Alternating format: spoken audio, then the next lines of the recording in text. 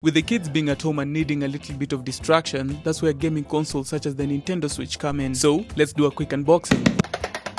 Getting into the box, the first thing you'll get is this 6.2-inch tablet or console with an LCD screen that has really good contrast and 720 resolution. The screen is ideal for gaming standards as it prioritizes battery life and speed over high resolution. The plastic display makes it more durable, and it additionally has an air gap between the LCD and the front panel to increase its durability. What makes the Nintendo Switch so unique are these Joy-Con controllers that are removable and can be used as independent controllers, can be placed on the side of the tablet or as a standard gamepad. The Joy-Con grip basically turns the Joy-Cons into a classic gaming pad setup. It has a nice wide grip with the buttons being roughly the same position as that of an Xbox or a normal PlayStation setup. Inside the box, you also get your HDMI cable to connect your Nintendo Switch to your TV and also the power supply with a USB-C port. And last in the box, you'll find your Nintendo dock, which is made of plastic, making it lightweight and compact, and when you look closely inside, you'll get your USB Type-C connectors and guides to help you slot the tablet in place. You additionally also get 32 gigs of onboard storage, expandable up to 2 TB via the micro SD card slot. In terms of battery life, the Nintendo Switch comes with a 4310 mAh battery, and depending on the graphics of the game you're playing, you get at least 2.5 to 6.5 hours of gaming time. Now, I'll be dropping a full video on how to set it up and connect it to your TV, but before then, tell me, for only 40,000 Kenyan shillings, would you get this for your kids?